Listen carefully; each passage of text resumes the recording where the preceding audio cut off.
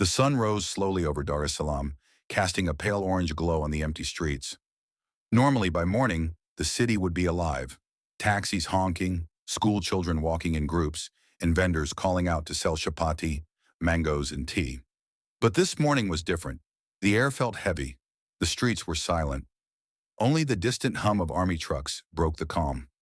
Posters from the election still hung on the walls, faces smiling, slogans promising hope. But hope now felt far away. The election that changed everything. 2 days earlier, on October 29th, millions of Tanzanians had gone out to vote. People stood in long lines under the hot sun, believing that this election could bring change.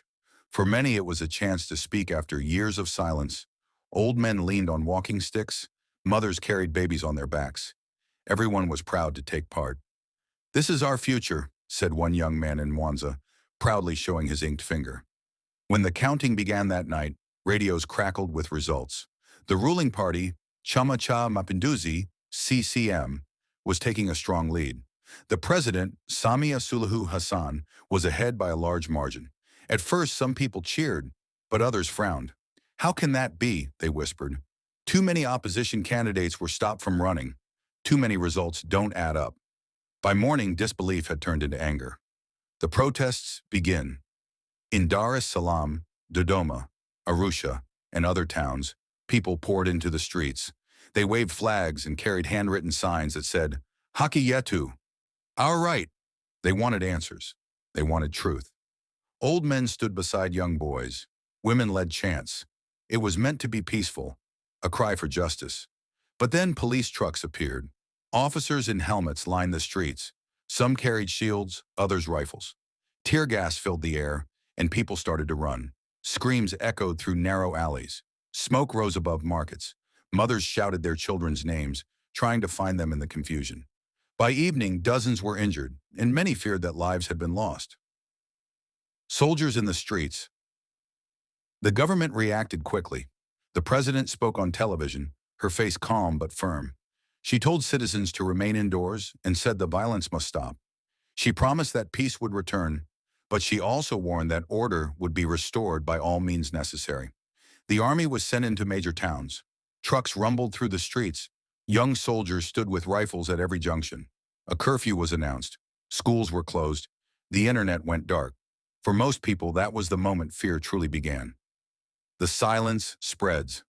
Without the internet, people couldn't send messages or share videos. WhatsApp groups went quiet. Journalists couldn't upload stories. Radio became the only voice left, a lifeline of static and news flashes. In small villages, families gathered around old radios to hear what was happening. No one was sure what to believe.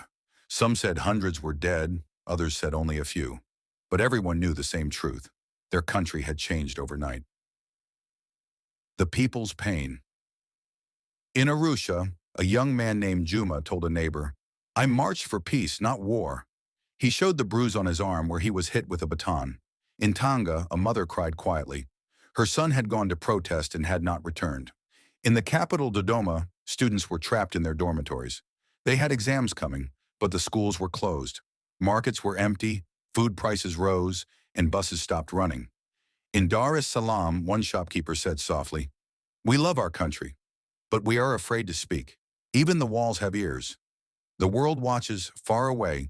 In cities like Nairobi, London, and New York, the world was watching Tanzania. The United Nations spoke of deep concern.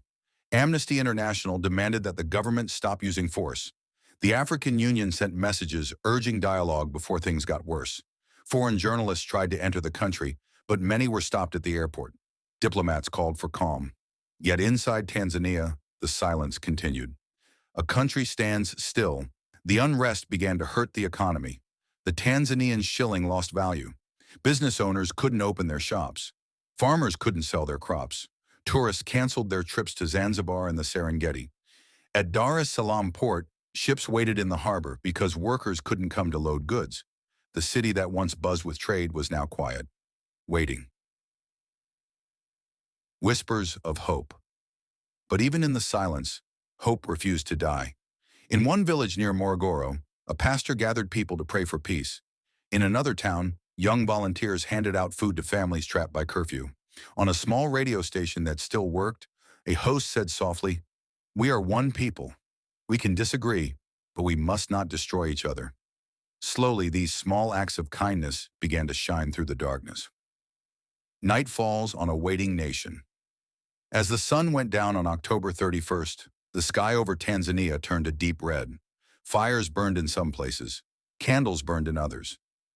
In homes across the country, people whispered prayers for safety, for truth, for tomorrow. Some prayed for change, others simply prayed for quiet, but everyone shared one hope, that the next sunrise would bring peace, not fear. And in that silence, under the soft hum of night, Tanzania waited.